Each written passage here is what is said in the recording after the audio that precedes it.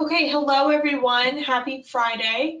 My name is Elizabeth Matthews. I am the WSC State Office Liaison, and I'm really glad that you all are joining us today.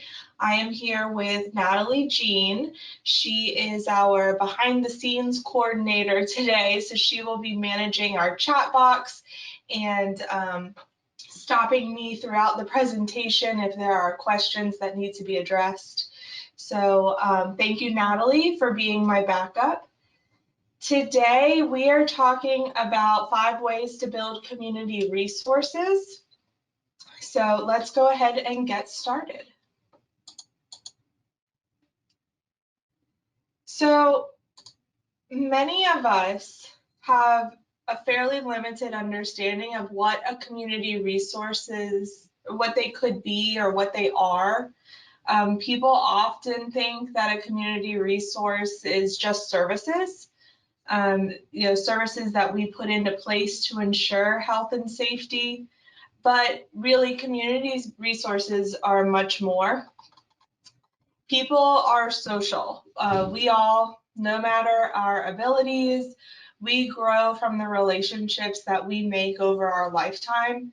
So our focus today will be on building those relationships and resources between people with disabilities and our community members. It takes a significantly different type of effort, energy, and activities to support these types of relationships. So we need to remember that community resources are not just for services, that we actually gain so much more from social connections than what people generally think that we do. So today's presentation will have a lot of involvement from you all. I will be asking for your input, what your best practices are, and what resources are in your area. So put your thinking caps on. It's important for all of us to share our knowledge and our ideas, and some of the suggestions I give today may not be pertinent to you or your clients now, but you may have a colleague that has a different idea that works for your current situation. So let's be open with our conversation today. Throughout the webinar, if you decide to share personal experiences that have involved a client, please remember not to share your client identifying information. Although our chat box does have security features, I and Natalie are the only ones who can read the chat feed. The webinar itself is not an encrypted platform. So to kick off today, we're going to start with a poll question. So in just a moment, you will have a pop-up. Let me make sure I click the right one. Actually, I apologize. We do not have a poll question today. Sorry about that. Our poll questions come later. So let's go ahead and get started with our conversation. So think about your favorite person. It could be anyone in your life. That person gives you something. What do you get from knowing that person? What do they give you? You are more than welcome to put that into the chat box. But this is a personal question. So think about that connection, that relationship you have with that person. There is a reason why they are your favorite person. So what do you get from knowing that person? And Natalie, if we have some comments coming in, feel free to chime in and let us know what people are saying.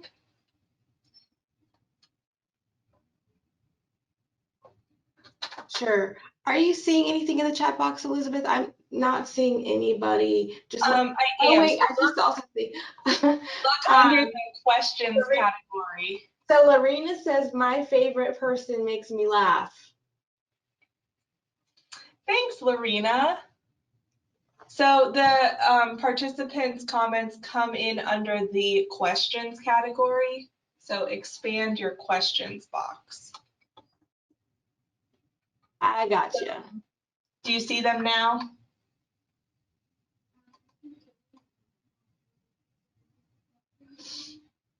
Okay, so I see feeling safe and loved. I feel love and acceptance. I see to know someone's likes or dislikes, comfort in someone knowing the real me, emotional support, Okay. shared No, interest. yeah, for some reason I'm not seeing the questions tab. I'm so sorry. Where is it? It's underneath the attendees section. Ah, It's gotcha. okay if you don't. I can pull them up. So thanks everyone. Okay, so yes, relationships are important to all of us. Our relationships define who we are as a human being. Everything we know about or believe about ourselves and what's possible has come from those relationships with others. These relationships connect us to one another and allow us to build a community where we are really comfortable. People who receive services often have a history of few friends or having lost relationships. And often it's assumed that people with disabilities only want to be friends with others with disabilities, or it's assumed that they are friends with others with disabilities simply because they live with them or work with them. So when building community resources, we need to remember that connections and friendships should be at the core of your research. Think back to the answers you just gave, some that we read through. I am sure that you found companionship, support, emotional support, practical support, understanding advice, and maybe your friend has actually become more of a family than a friend. Today's goal is to help you learn how to develop these community resources for your clients because the connections are universal. So Angela Novak Amando, she is from the University of Minnesota, and she states, research has shown over and over again that the percentage of ordinary community members in the social network of a person with disabilities is usually very small. The majority of relationships are family members, staff, and other people with disabilities. One study found that 60% of individuals in group homes had no friends who were community members. When we start to talk about community resources, the immediate response is to think about activities. Individuals who receive services have outings or community goals or activities, usually connected to a place like a restaurant or shopping. One of the keys to being successful in building community resources is to start asking the question, but who are they going to know there? Look for people rather than activities. So how do you make friends? If you're looking for people rather than activities, how do you make friends? Most people meet each other through work, school, church, clubs, places that are organized.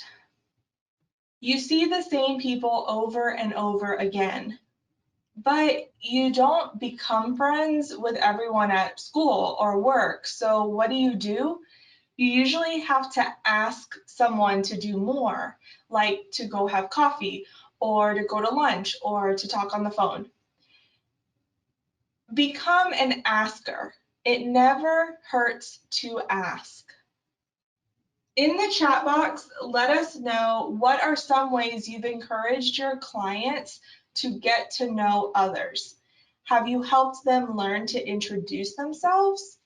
Have you helped them look for people rather than activities? Let us know.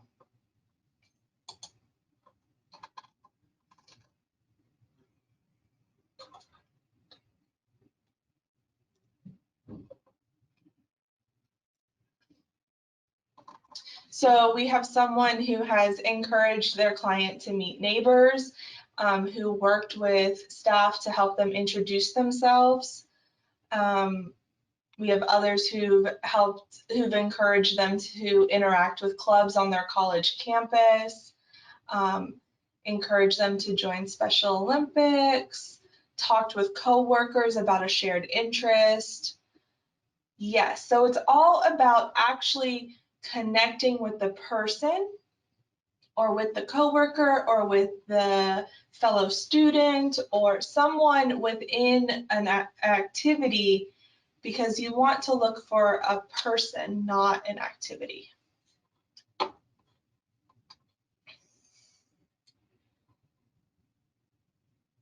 So we're going to just pause for a second and talk about a scenario.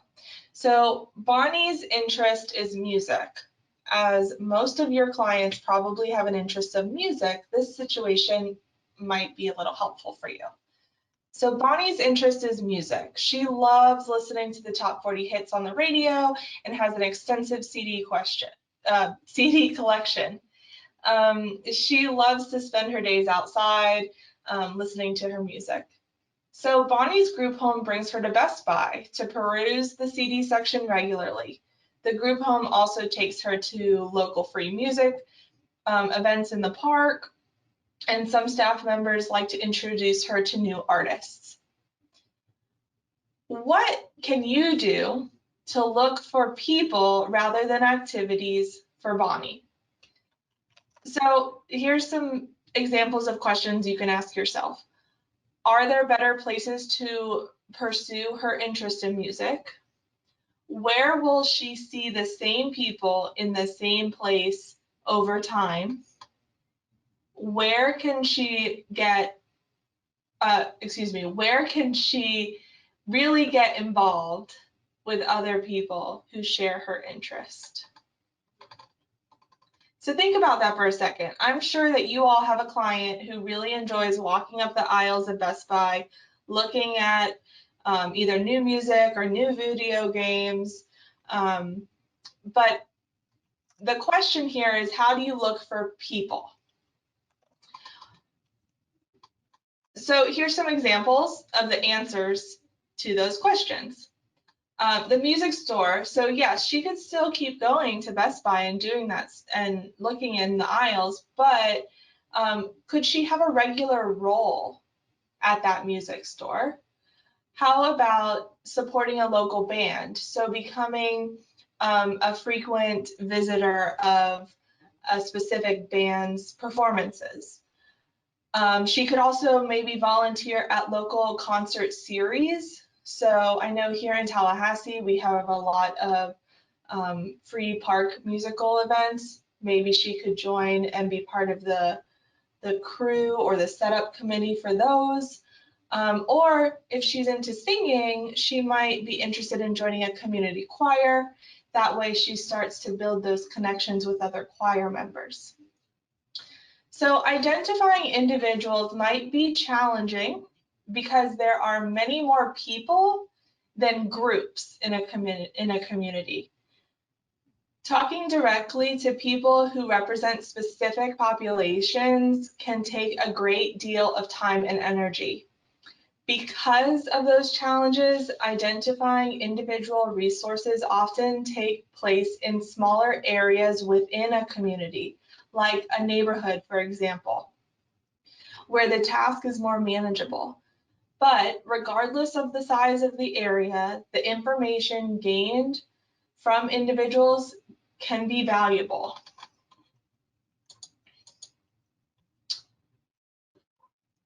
So there are generally two types of groups, formal and informal. Formal groups range from the Rotary Club to weekly walking groups to Alcoholics Anonymous. These groups, they have an agenda, they focus on expanding their member base. Finding these types of groups is fairly easy with a quick Google search for your local chapters. Have you ever noticed the Adopt a Highway signs? Those signs generally have the title of a local formal group. Most formal groups have common interests in the core of the club. Usually it is something focused on hobby, culture, politics, religion, etc. WSCs and providers tend to recommend associations or clubs for their clients because they meet regularly. There is always an activity planned, and people tend to get to know each other. And most have a social element, usually like snacks or coffee at the meetings. Informal groups generally gather are a gathering of people who gather informally, like a group of guys playing basketball at the park or a scrapbooking club that meets in the library. These groups tend to be harder to find because they don't advertise. You may have to ask around, check the community bulletin boards, look in community centers, coffee shops, local hangouts. These types of groups can be just as vital as a formal group because of the close-knit relationships that are formed around a specific hobby. So while I was preparing the material for this training, I did a quick Google search in the Tallahassee area for groups. There's a ton of search engines, websites that help you find more informal type groups. So here's a sample of what I found. Tallahassee Writers Group, Tallahassee's 20s and 30s, Women Wednesdays, Move Tallahassee, Tabletop Gamers of Tallahassee, Tallahassee Spanish Language Meetup, Drawing Tallahassee, Spunky Social Gatherings for 60 plus. Using the internet as a base for your research will give you some direction in your research and help you feel that if it's difficult to find resources in your area, the internet's usually a good place to start. So I would suggest after the training today, just do a quick little Google search to see what type of unique groups are in your area. There are many reasons why associations and clubs are an important aspect of our lives. For individuals with limited social interactions, these groups can be a launching pad into new friendships, new connections, and more resources. The value of having a group of people who are invested in each other's well-being builds a social network based on friendship, not services. Elizabeth, can I make a quick comment? I'm sorry, go ahead, Natalie. I just wanted to make a quick comment if possible. Sure, go ahead. Sometimes like cities or city websites have like community directories or city directories, and they may have community organizations listed or social gatherings posted on their community calendars or their organization lists. So one of the things you could do when you're trying to find organizations is to go to your city's website and see if they have a list of well-known organizations that are out there that focus on particular issues or areas of interest that that might be of interest to your client, or an organization that you could reach out to and see if they are aware of other organizations or people that you could reach out to look for community resources. Yes, exactly. And actually, Natalie, we are going to touch on later in the presentation about reaching out to larger organizations. So more information on that to come. Take a moment with the chat box and tell us if you have any groups that bring value to your life, like groups that you're a part of, or if you have groups that you think your clients would enjoy. So have you identified a group that has been really impactful to your clients?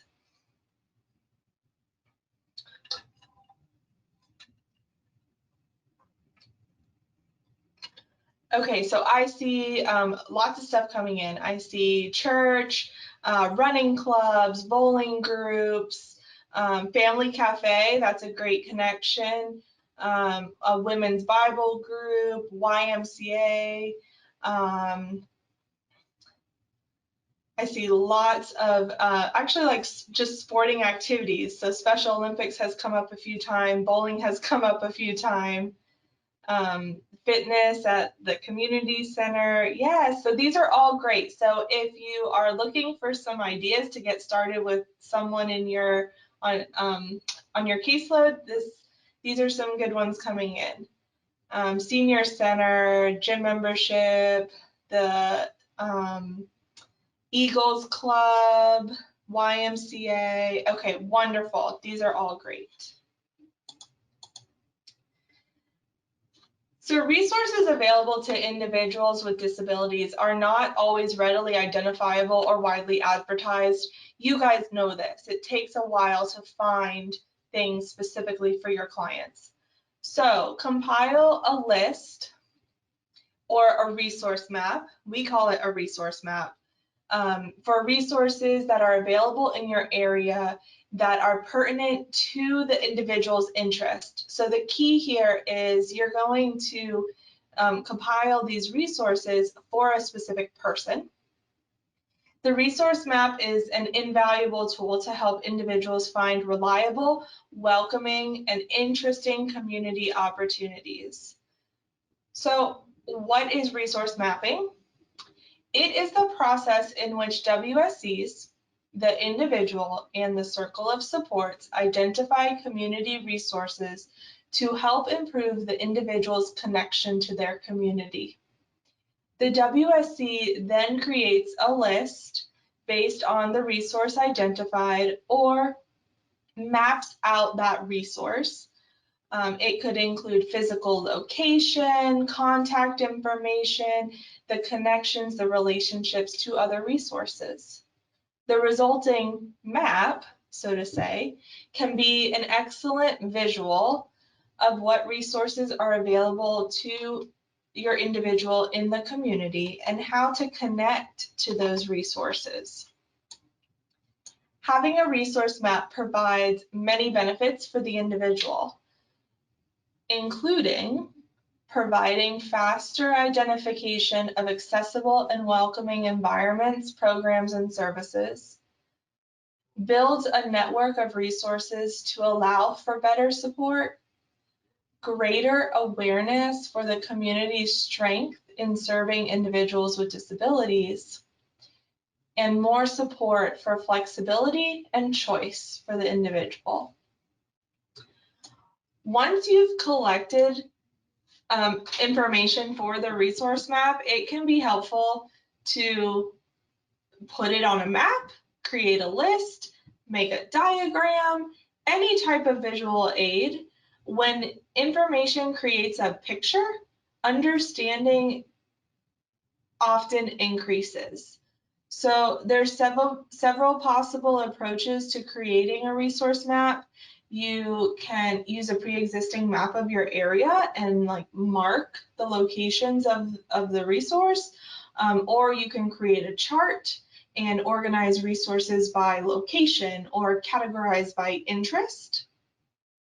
Other non-literal map methods might include pictures like a photo book or a list with the thumbnail pictures, or a brochure or handouts from local opportunities.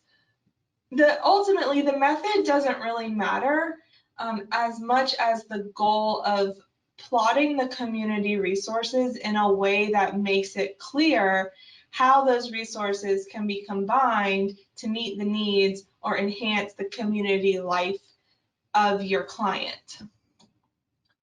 So ultimately, to stay focused when developing your resource list or map, ask yourself the following questions. Why am I collecting this information? And what am I going to use it for? What might be some of the specific needs of my client? such as accessible transportation, an interpreter, additional medical care, things like that, that would cause me to broaden my search of resources. Keep in mind that a resource map for one client may look completely different for another client. Each resource map should be tailored to the person's interest, desires, and needs.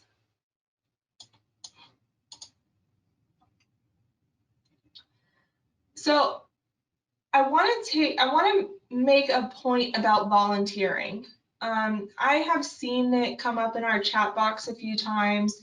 We all know volunteering is a very common activity, and there are definitely some volunteer locations that have become popular for people with disabilities. But some volunteering opportunities are not great to get to know community members, whereas some are. So, for example, humane societies. While this location is great for people who like dogs, who want to care for dogs, it's not necessarily a great opportunity to get to know community members. So some shelters have limited hours of operation and may only staff 1 or 2 people at a time. These limitations hinder the ability to meet and build relationships with others. So for someone who likes walking dogs, maybe volunteering to walk the neighborhood dogs would be a better opportunity to get to know people than the shelter. When helping brainstorm volunteering opportunities, you may want to consider the following questions. 1, where do people in my community value the volunteers? 2, who can my client get to know there? And 3, what unique qualities does my client have? So if you're able to answer those 3 questions, that should be a guidepost to finding a volunteer opportunity that's more tailored to your client. So the third strategy is one that you probably think about without even realizing it. As a WSC, you would not encourage your client to visit a place that is not a kind and supportive location. There is one key factor to remember, and that is one person, one environment. Throughout the webinar so far, we have been sharing ideas and resources. You guys are filling this chat box. It is almost too hard to keep up with. There are times where one of those resources might become tapped out, and I'm sure you've experienced this from time to time when an opportunity for a client has fallen through because the person or the group decided they did not want to welcome your client. So let's just remember, if a place is welcoming towards one person with a disability, don't have the rest of your caseload join. It is that one person's one place. The community organization is welcoming of one person. A big group of individuals with disabilities may become overwhelming. Even 2 people with disabilities creates a themness, both of the individuals with disabilities versus the rest of the community group.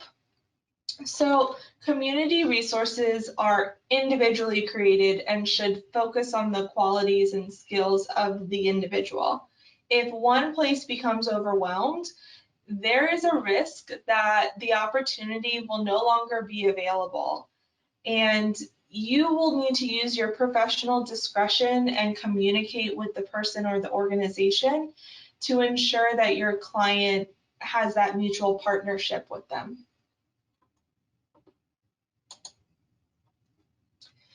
So let's consider this situation.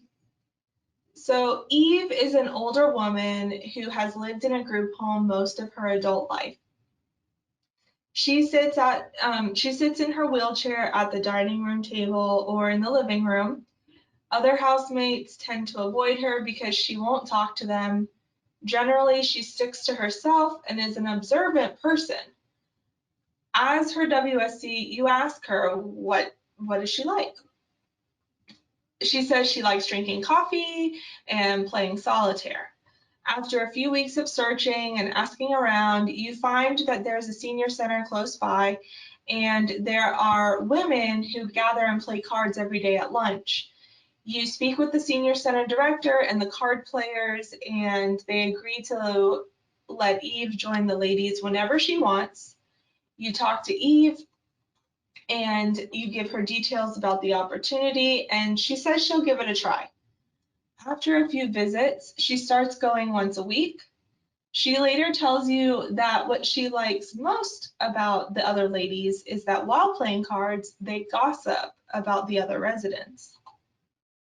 The point of this story is very simple. Eve enjoys her card group because she can be her genuine self with other women. Having coffee, playing cards, gossiping about others is one of Eve's favorite pastimes, and now she has people she can do it with. So finding places where people can fit in and just be themselves gives them the opportunity to build their relationship in an authentic environment. Your clients are all unique with interests and values of their own. Those values will guide the resources that will be exciting and fun for them. If they feel comfortable and can fit in, the opportunity to build and strengthen the relationship will present itself. Again, here are 4 things that you can consider when you're trying to locate these places. How good of an opportunity is it for people to get to know community members? I am sure by this point in the presentation, you have all picked up on that theme. But again, always ask yourself, how good of an opportunity is it to get to know community members? Your client needs to be willing to try or likes the idea. Don't force someone to do something just because you think it will work out. The event or the organization, it needs to be obtainable. The 6 a.m. walking group may not necessarily be a great idea if the person hates to get up early or there's no staff person that can be scheduled to take them. And the 4th one, does the client feel welcomed? It is important to remember that a person's interest will drive their comfort level. If their interests are not met, they may not feel comfortable and they may not feel like they fit in. Elizabeth, can I make a quick comment? Of course. Okay, so what Elizabeth was saying about doable and obtainable, and if the options that you find are just not doable for the client or it's just not working out, one thing you could consider is helping the client develop a group. So for example, if the solitaire group or the group at the senior center didn't work out for Eve, or maybe it was working out and something happened and it just kind of went downhill, you could help the client develop a group, seek out people who might be interested in starting a card game group or anything like that. And that would be a unique experience for the client themselves, learning how to network and reach out to people. And I don't know, Elizabeth, if you were planning on talking about that later on, but I thought I'd mention that as an option here. Yeah, I think that's a great idea. And I see some questions coming in about what to do if you are kind of hitting roadblocks and not really getting anywhere with the community resources, is to work with empowering your client to to create or organize activities, events, meeting people based on what they want to do. So as Natalie said, if that person really wanted to have the card group and for some reason it didn't work out, then helping them develop that and getting the word out for others, like, hey, I'm starting this card group, that might be a great alternative. It depends, I believe, on the person, their personality, and obviously what they feel comfortable with. So always keep that in mind. And the other thing is, Elizabeth had mentioned earlier about that there are some groups where it may not be obvious that it is a group that would meet the client's goals. So if you are, if you're finding organizations that are well known where it appears that the person with a disability, your client would fit into that organization and it's just not working out, try to even reach out to other organizations that maybe on the surface don't appear to be an applicable organization. Just kind of put some feelers out, and you can even present it in the way of, I'm looking for other groups that may be helpful or I could look into, and see what you find that way. I mean, the senior center is popular, but it may not work out. The YMCA is popular, but it may not work out. There could be some other organizations or even some other more private groups that would work out that maybe aren't so obvious. So Exactly. Explore. Yes, exactly. And that leads us, it's a great segue, to virtual activities. So we have been talking about resources and community connections that are in person. However, as you all know, the last couple of years have really forced our communities to adapt to online events and online connections. We have seen many communities shift to using virtual meeting spaces as a way of connecting with people who are unable to attend in person. So this shift in culture has opened a new door for individuals with disabilities. WSCs really should not assume that online activities are unobtainable to their clients. A person's disability, any past attempts that failed, or history of behavior that would prevent someone from joining an online event should not be a deciding factor in joining an online event. If the individual desires to participate in an online event, the circle of supports will need to guide and support the individual just as they would for a live in-person event. So, recalling the 4 ways to identify a welcoming community resource, the slide we were just looking at, let's apply these concepts to the idea of joining an online yoga class. I'm sure you guys have seen all of the fitness classes and gyms switch to online. So how good of an opportunity is it to get to know community members? Well, an online yoga class generally meets at the same time and same day. This allows for an opportunity to get to know people over the course of time. For people who prefer to communicate electronically, the option for chat features may be more appealing than in-person conversation. Is your client willing to try the idea? Your client may have expressed interest in yoga. An online class may be less intimidating to attend than walking into a studio and not knowing what to expect. Personally, I know that I would love to be more active, but one of my biggest barriers is not feeling comfortable walking into a gym.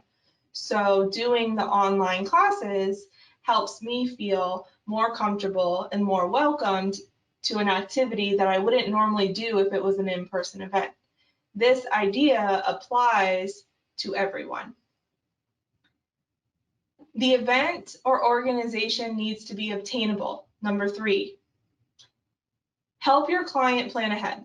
Is the computer in an area where they have space to follow the instructor? Make sure they have a mat or some yoga blocks for the extra support. Be sure family and staff are available at the time of the class to offer extra guidance, especially if mobility or stability could be an issue.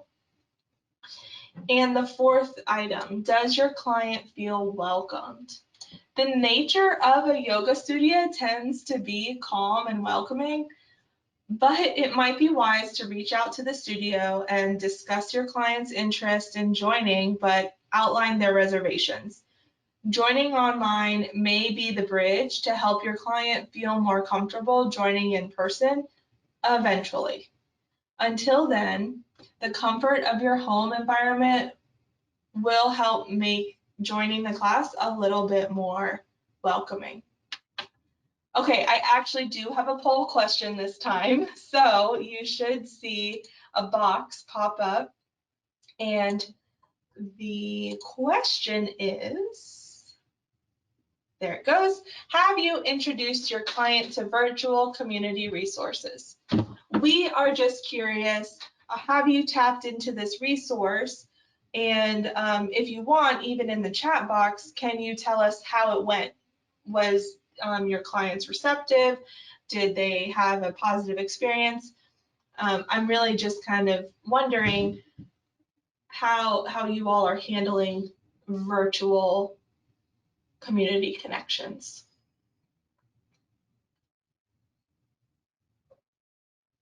While everybody's doing that, I just have one more comment, Elizabeth. I'm sorry. I was wanting to say that USWSCs, if you yourselves are not comfortable with the online world, the virtual world, technology in general, don't let that deter you from presenting the options to your clients, or you know, don't let that deter you from considering that to be an option. You know, maybe this is an opportunity for you yourself to get acclimated and explore and learn as well. It is certainly something that is growing. It's a global world, and there's more access to people and opportunities online to be social and to communicate. So it's something that we feel really should not be left out or ignored if it is a viable option for the client. And some clients may not be computer savvy, or they may just automatically say no because they've never tried working with technology. So that's something to consider as well. But just be careful about if you have any reservations yourself because you're not experienced. Just be careful not to kind of let that deter you from presenting the virtual options to your clients. Yes, those are great points. Natalie, you actually touched on some of the comments that came in as well. So hopefully what Natalie said addressed some of the issues. But I did want to read through a few others that I thought just really kind of stood out and was a little bit more unique, because maybe that will help others.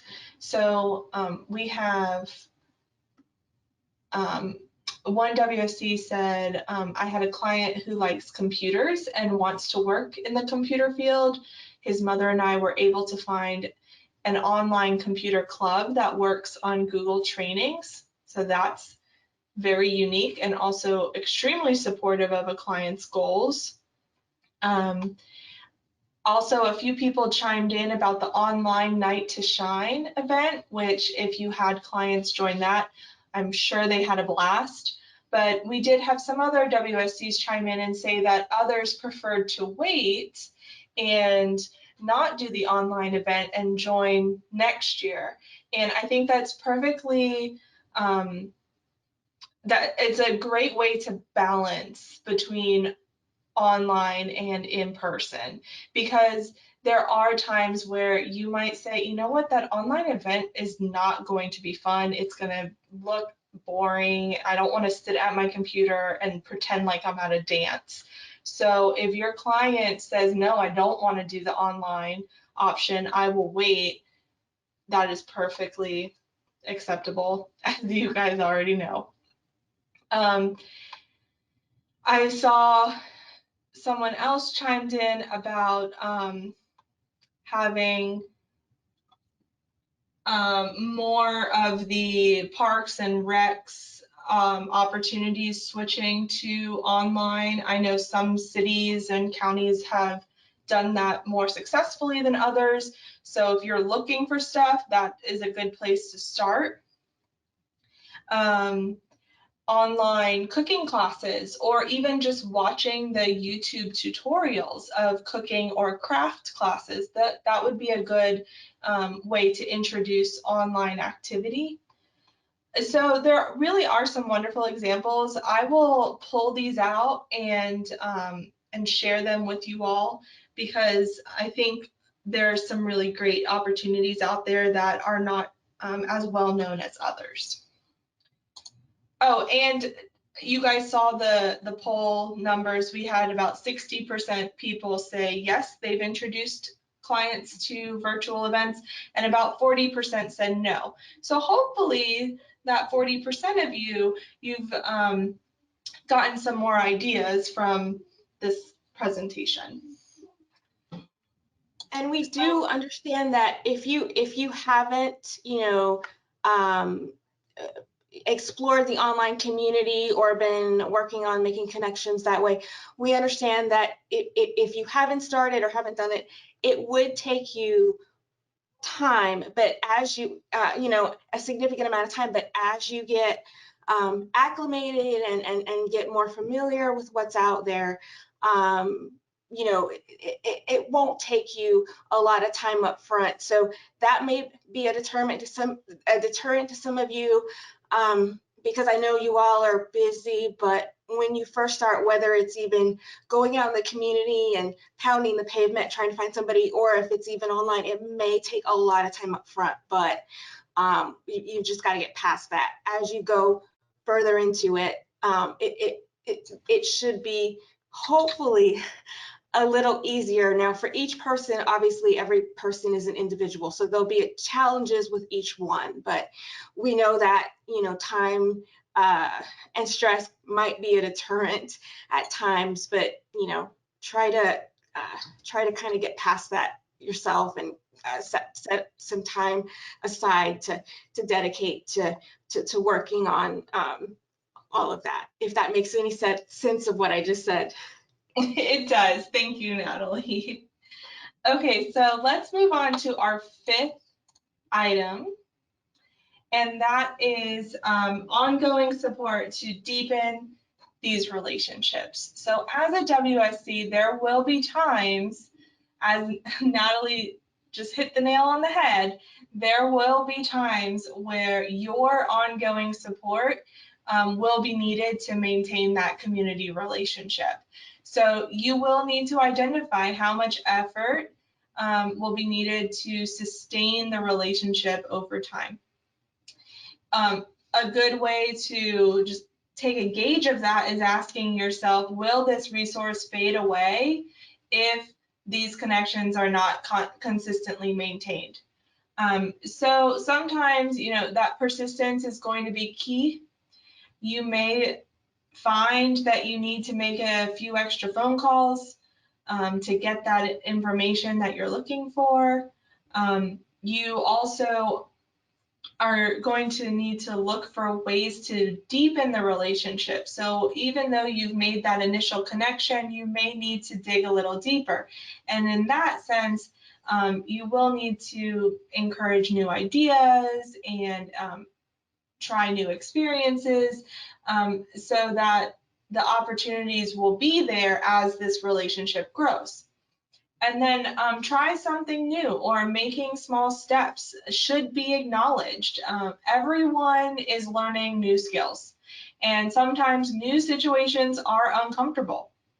And so being encouraged and applauded for doing something new is a really good feeling to have. So make sure that you are acknowledging that and applauding people for moving out of their comfort zone a little bit. Also, you may want to schedule brainstorm time. So I don't mean like actually meeting on the calendar type of schedule, but be sure that you're deliberately setting aside time to research your area and your opportunities. Then share those ideas and those resources with your client and the support staff, because one person may know something that the other person doesn't. And then lastly, remember that the change in staff is going to affect the planning and the effort, and it's not always going to work out. So when you're in that situation, what else can you do? Where else can you look? What else can we try? You don't want to just get stuck on that first idea. You want to keep looking and building those relationships. Natalie, did you have something to say? When you find something that's just dynamite, that just is so perfect, work on helping the client themselves deepen the relationship with that group. It doesn't always have to be you that is keeping the relationship healthy, and it doesn't always have to be you that's finding new opportunities. If there is relationship between the client and the group that's very strong, a lot of times it would be the group member or the peer that's going to be the advocate, or that's going to step in, or that's going to come up with ideas and be willing to support them. So it does not always have to be you. Part of deepening relationships is creating the opportunities for the client to have access to opportunities because of having a good relationship with a peer or a group member. And so it does not always have to be just you that's shouldering all of that. The client can have a role in that as well. Yes, exactly.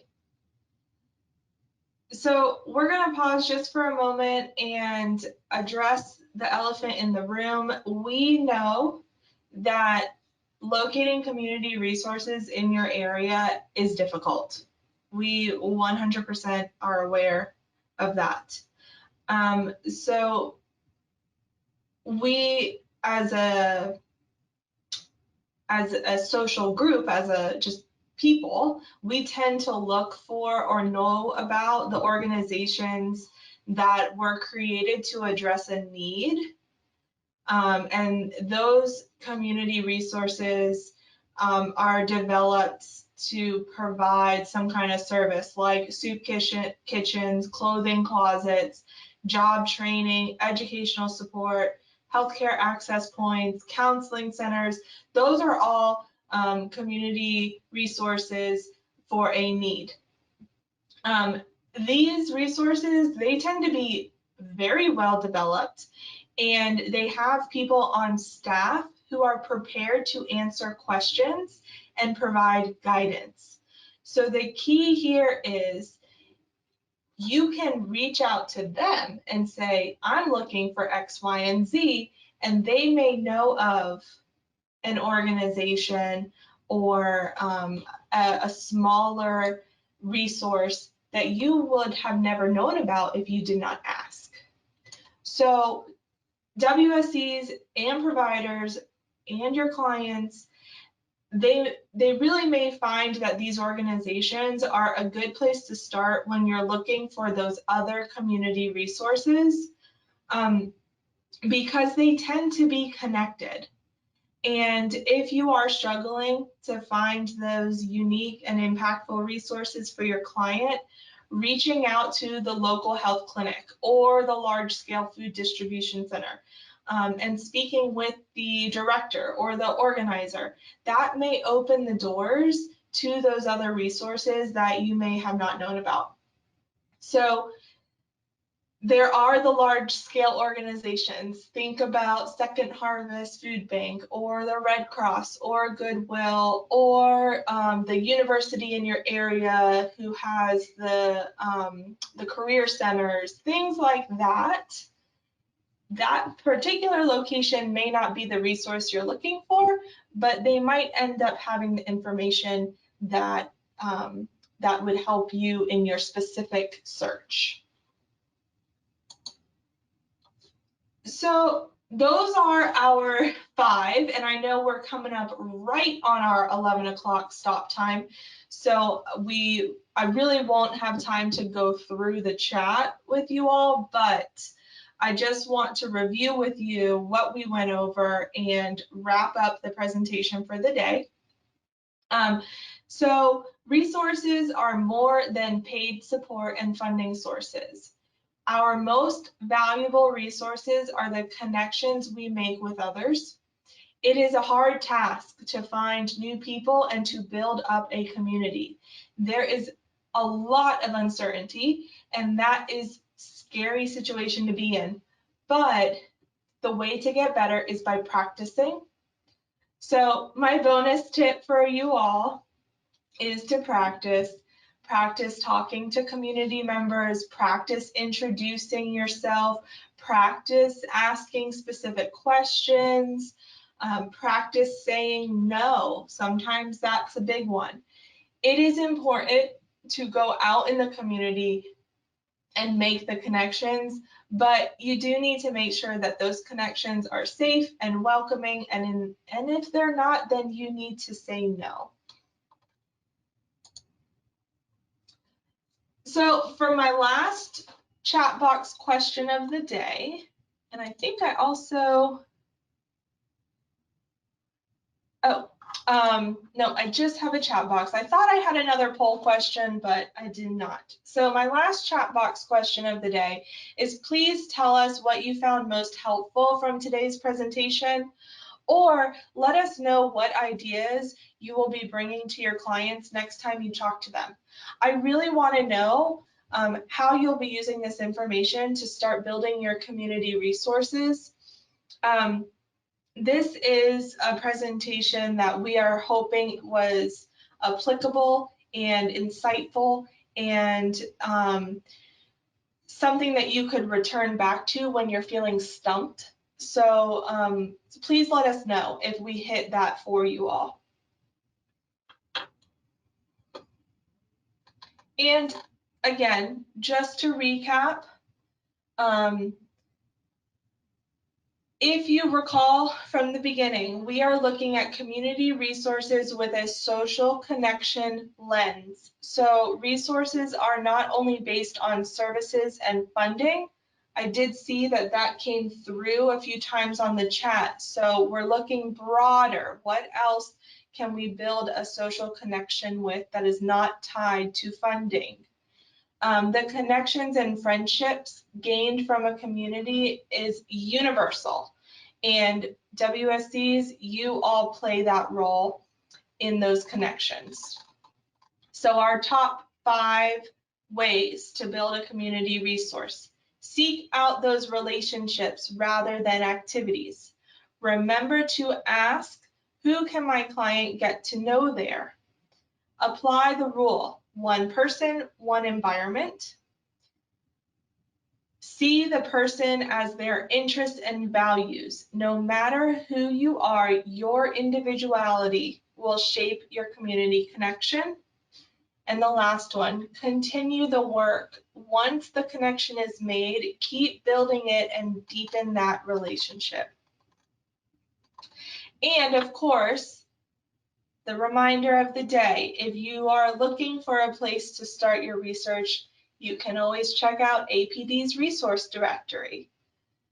This online resource is an informational one-stop shop for low-cost and free programs in the state. So if you haven't accessed that page in a while or didn't even know it existed, I highly encourage you to look at it and see what's out there. It's resourcedirectory.apd.myflorida.com. And if you find a resource that you don't feel like that you didn't find on the APD or on the directory, let us know, send it to Elizabeth, or use the form on the APD resource directory site that allows you to recommend a resource. Somebody at APD will look at it and see if it can be added. We have a disclaimer that we don't endorse, but we try to put as many resources on there as possible. So if you feel like something is missing and it's not on there, send it, and somebody will check. And if it's not on there, I'm sure they'll consider putting it up there. Great, thank you, Natalie. I am going to pause my screen share for a minute so that I can pull up the assessment information. Natalie, are you able to see the comments coming in now? You're muted. Unmute yourself, please. No, I'm so sorry. I'm still showing as a panelist. Oh, no, that's okay. Okay, so bear with me 1 second. I will read through the comments once I pull up the assessment information. So those of you who are joining today for training credit, I will put the link in the chat box as well, but because it's that long link and I know it's kind of a hassle to write it down. But let me go through these chats real quick because some of you put in some wonderful suggestions. I've read that people will be reaching out to the ADT to talk about more virtual opportunities. I see people making New Year's resolutions to match consumers with activities of their liking. I see that they will be bringing more online opportunities or looking for community activities that they had not originally thought of. What else do I see? I'm sorry, guys, your chat box, like this might be one of the busiest chat boxes I've seen in a long time, so it's very hard to keep up. But we love it. We appreciate the I know, it makes me very happy. Maybe we could put some stuff together and send out to the attendees. So you're right. So rather than reading through this, especially since it's 11:05, we will compile this and clean it up so it's easy to read and send it out to all of you so that you can see what others are doing across the state, because it is some of you are being extremely resourceful, and I would like for that to be shared with others. And one thing you could think of is we have a newsletter that our communications folks do, and they're looking for stories. So there may be an opportunity for communications to review, a wonderful story or wonderful experience to maybe send out in the Champion for all of APD to see about, a unique experience or something that has developed for the client because of what has been going on. And then I'll just say one more thing because I know you guys have to go, but remember the dignity of risk here. There's, don't be afraid to encourage the client to take a little bit of a risk. Obviously, you want it to be as safe as possible, but remember, dignity of risk. And please, please, please, please, please remember that the client is a person, and the community is full of people. So it's the people. You're working on connecting with people, and you're working for your client as the person rather than just thinking of necessarily the activity. Start with the person. Please don't forget that. Thank you, Natalie. That is a great way to sign off. So thank you all for joining us today. I hope that you found this helpful.